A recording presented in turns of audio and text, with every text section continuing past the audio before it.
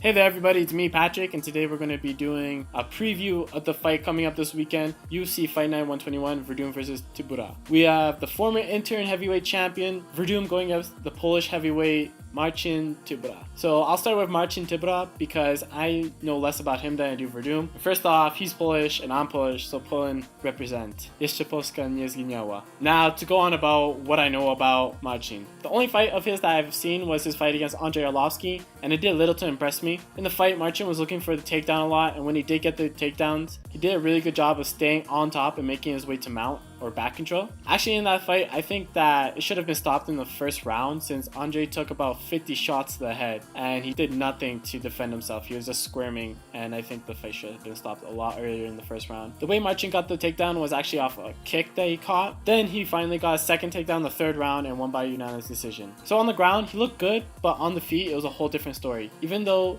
it looked like he was having an easy time just throwing strikes from mount. Even though he spent most of the first round in mount, as soon as he got up, he looked spent and he was breathing very hard. I know the heavyweight division isn't built on cardio, but he was in top control the whole time. And even for a heavyweight, being in top control and gassing out, it just doesn't look good. When he was on the feet, his striking and defense just looked awful. He only threw one punch or kick at a time, and very slowly at that. And he showed this really bad habit that a lot of MMA fighters have. When Arlovski started to pour it on in the end of the first round, Marcin's main defense was just putting up his gloves and walking himself right onto the cage. Putting up your gloves in MMA like earmuffs is not a valid defense at all, like boxing or kickboxing, because MMA gloves are literally half the size of standard boxing or kickboxing gloves. You're not making it any harder for your opponent to hit you clean. Also, he backed himself up right to the cage, which is also really bad, because as soon as your back is against the cage, you have no room to backpedal anymore. Your opponent can just close his eyes and swing at you, and he has a 50% chance of getting a power strike on you. And that's essentially what Arlovski did at the end of the first round. He got to work, and he started swinging at Marcin as hard and as wild as he possibly can, Andrei Arlovski style, and Marcin just put up his gloves, backed up right to the cage, and he got hit by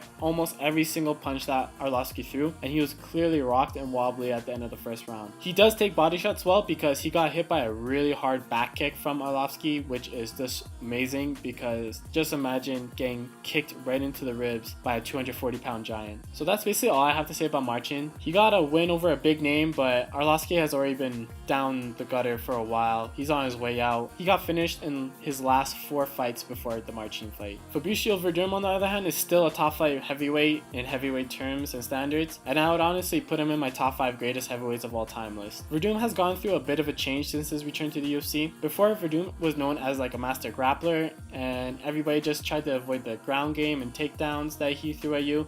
And that was basically all he would do, just look for the takedown or pull guard and try to submit you. But because his ground game is so crazy and everybody's afraid of it, this actually opened up his striking game, specifically the way he kicks. He's nothing of a technical striker and he gets wild a lot, and his defense is basically not there, as he saw in the Mark Hunt fight and Stipe Miocic fight where he got knocked out in one and dropped constantly in the other. However, Werdum gets by on pure aggression. He comes at you pumping the left and right straights and ends almost every combination with either a body kick or he slaps on the double collar tie around his opponent's head. This is really good, especially at heavyweight where people don't have that great of a cardio. If he hits you with a body kick, then you're going to have a hard time breathing on later. If he grabs onto the double collar tie, then he's going to be kneeing you in the stomach and head, sucking the wind out of you even more. Werdum does his best work when his opponents are backing up, trying to cover up and defend. That's why he has a field day with people like Travis Brown or Roy Nelson, who under fire like to cover up and back up. Against opponents that will counter strike with him, not just back up and cover up, like Mark Hunt, or aggressive fighters that back Werdum up, and he gets clipped a lot. Why his kicking game is so effective and why he loves to kick without a good setup is basically because of his crazy guard game. Usually in MMA, people don't kick that much to the body because if you get caught, you're basically giving your opponent a free takedown. But nobody wants to take Werdum down because they're worried about his grappling. So even if they do grab the leg occasionally, like Travis Brown did in their fight, they would rather just let go of their leg and do nothing with it. So that's why I'm having a really hard time seeing Marcin winning this one, even though he's Polish and, well, I'm cool. I'm a cool Polish person, so.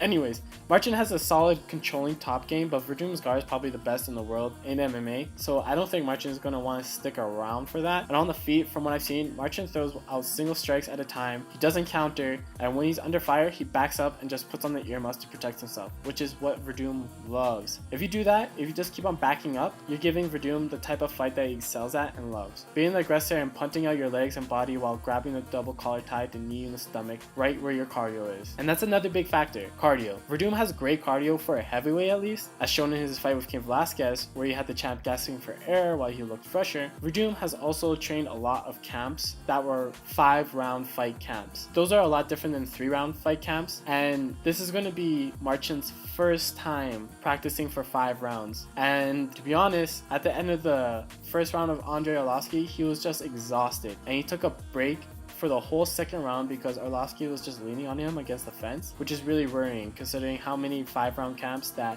Werdum has been in. The way I see it, I'm not surprised if Werdum gets to finish over a very exhausted Marcin within the first 3 rounds. What I think you're going to see is that maybe Marcin is going to try to take down Werdum. Werdum is going to defend it, and even if he does get Werdum down, Werdum is just going to get back up, or Marcin is just going to leave the guard. And when on their feet, Werdum is just going to be kicking and punting Marcin's body and legs over and over again, and Marcin is going to be exhausted probably by the end of the first or second round, and Werdum's going to pick up a TKO or even a submission off a sloppy takedown. So I'm going to guess like a guillotine. So there you have it. That's my preview for the fight that's happening tomorrow. What do you guys think is going to happen? Do you feel like Marcin actually has a chance against Werdum? Leave a comment with your thoughts, because I'm always in the comment section reading what you guys have to say, and I like having conversation with you guys. Hope you enjoyed this breakdown and this preview. Like the video if you did. Subscribe to the channel for videos like this. I do previews and post-fight breakdowns every time there's like a UFC card or a Bellator card, and I'll be back this Sunday with a post-fight breakdown. See you then. Peace.